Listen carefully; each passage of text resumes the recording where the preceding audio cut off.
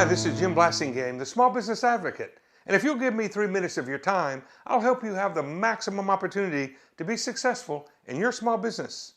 Now, let's talk about executing the pricing power imperatives.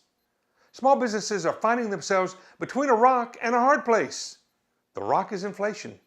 For several quarters now, rising inflation has pushed up marginal costs and operating expenses.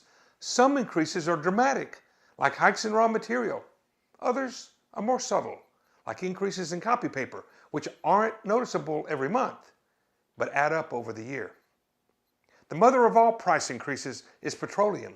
The doubling of fuel prices in the past 3 years has compounded the inflation of cost of goods sold because every tangible product has a delivery fuel ticket applied to it. And of course, the fuel bill for company vehicles is burning cash and eating profits. The hard place is a lack of pricing power.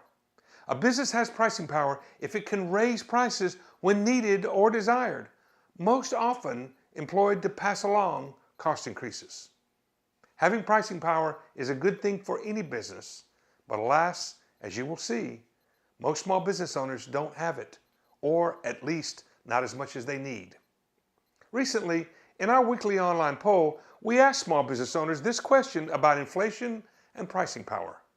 Are you able to raise prices to offset increases in costs and expenses? Here's what we learned. Almost half, 49%, said somewhat, but it's difficult to match every increase. Slightly fewer, 46%, reported that they were not able to pass through cost increases at all. And just 5% said inflation is not hurting us. When a business experiences inflation without pricing power, it puts pressure on cash flow and profitability. Younger companies are more vulnerable because they don't have the equity to withstand the cash-eating effects of this dangerous dynamic. Older companies that have retained profits can endure longer, but every day spent in the inflation without pricing power vortex is an equity-eroding day closer to failure. So why don't small business owners have pricing power, and how do they get it? The reason is while small businesses have many advantages, most are associated with being versatile and nimble, not with power.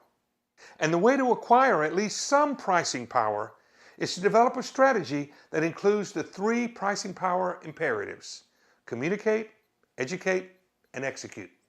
This means reminding and explaining to customers in advance that your price increases are associated with the same inflation that they're experiencing.